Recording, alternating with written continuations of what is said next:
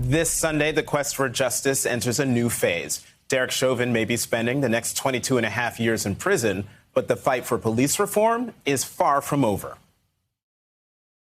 We say to the United States Senate, pass the George Floyd Justice in Policing Act immediately. Immediately. Immediately. Around the world, black, white, brown, we all need to come together, take our bus to the Senate, stand out there, and demand this George Floyd Act be passed. It must be passed. Lives are depending upon it. It's just that simple. The George Floyd Justice in Policing Act, as passed by the House in March, would limit qualified immunity as a defense, eliminate unnecessary use of force, ban chokeholds, and create a national database for police misconduct. But negotiations in the Senate on a bill that would garner enough Republican support are dragging on. In the negotiating room with Democratic Senator Cory Booker and Republican Senator Tim Scott is Karen Bass of California. She sponsored the bill, which passed the House back in March. And she joins me now. Congresswoman Bass, thank you very much for coming to the Sunday Show on set. Well, thanks for having me on, and it's great to see you in person. In person, I should say welcome back, because you have been here before. So, respond to the montage that we played that came from Friday after the sentencing of Derek Chauvin, where you had Ben Crump and members of the Floyd family and the Minnesota State Attorney General saying, hey, Senate, Congress, pass the George Floyd Justice in Policing Act.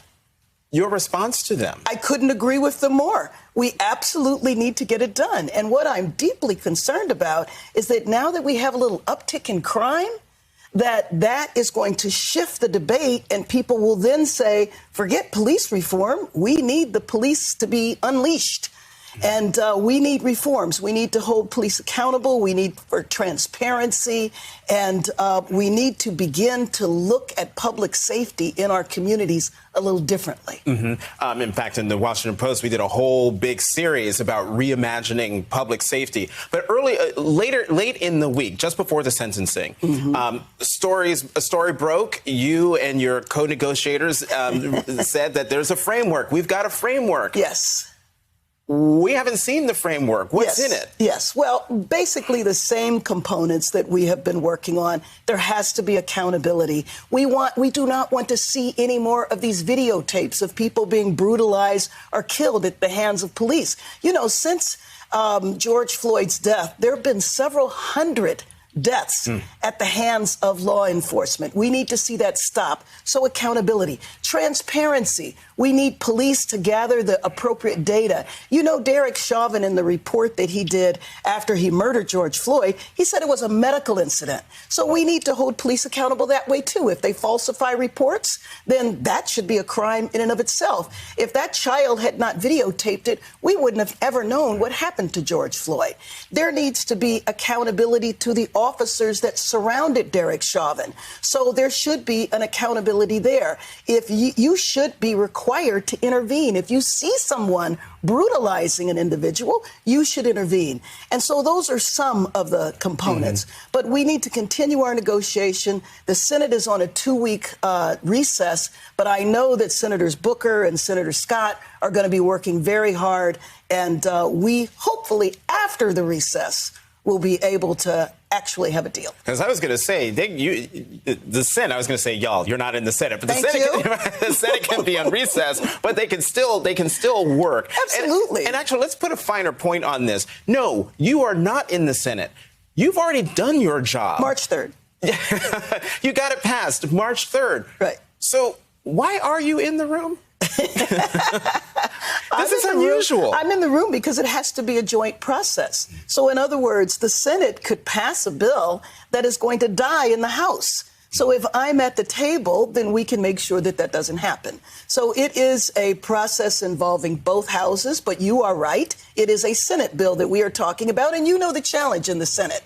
It has to have 60 votes in order to pass. One of the sticking points we've been talking about for weeks, months, is qualified immunity. Years. Is that still a stumbling block? Well, Yes, working out the details on qualified immunity, absolutely. It is one of the measures that's important. But what's most important is accountability, holding the officers accountable, holding the departments accountable, and making sure that communities, our individual families, they'll never be made whole, but at least they can have some level of justice. How are the talks going? Because this is an unusual circumstance where you do have a member of the House in the room with the members of the Senate. Are you getting down to the nitty-gritty? Are these substantive conversations, or are we all sort of watching usual Senate kabuki theater here? No, I think that, Senator Booker and Senator Scott have been good faith partners.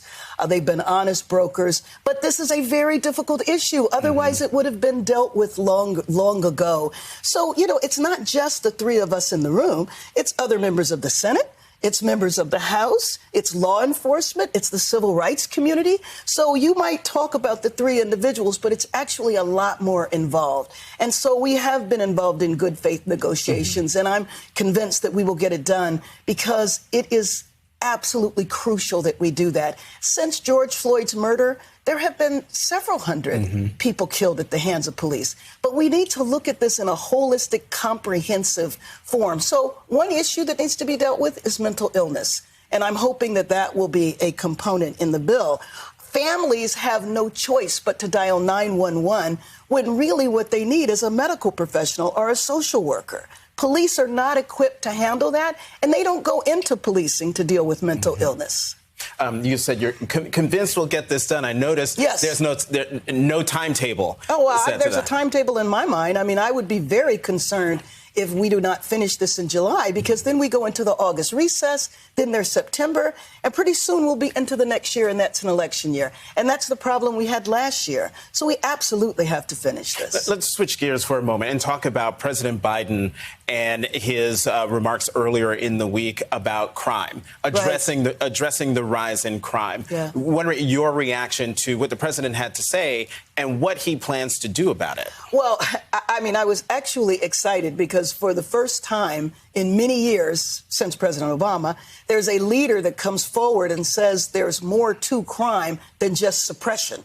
We have to prevent crime. And communities, by the way, have lots of strategies and organizations to prevent crime, but they're never given appropriate resources. So I know in the president's initiative in crime prevention and in violence prevention that there will be resources for communities. And you should know that several members of the Congressional Black Caucus did introduce legislation led by Representative Horsford this week, talking about crime prevention, community violence prevention strategies. Of course, the president focused on guns, which is absolutely critical, but there's a lot more to it than that. We've seen over 30 years a reduction in crime, unlike any other time in our history. And yet the last couple of years, we've seen an uptick in violent crime. What do you think is causing that?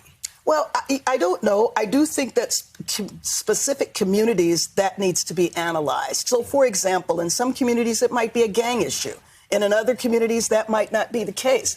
But that's why instead of all of the resources always going to suppression and law enforcement, give the resources to the community-based organizations that are on the ground doing this every day. I started one of those organizations 30 years ago, Community Coalition in South Central Los Angeles, at the height of the crack cocaine, Crips and Blood crisis. And we came up with a variety of strategies. One, using former gang members, using people who had been incarcerated, who've turned their lives around and demonstrated that, and asking them to come and help. Because in a lot of instances, they know the people that are involved. And we've been able to make a difference that way. But again, those community-based organizations are never resourced, and then communities are blamed for the violence. One more quick thing on voting rights. Yes. Again, another bill that passed the House, actually died in the Senate. You're not in the Senate, but I would love your view.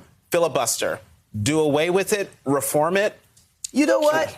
For the sake of our democracy, if we cannot get the 60 votes, then we need to take extreme measures, whether that is reform or do away. Because you know what? History is not on our side to keep the majority. There's no way possible we're going to keep the majority if we can't vote.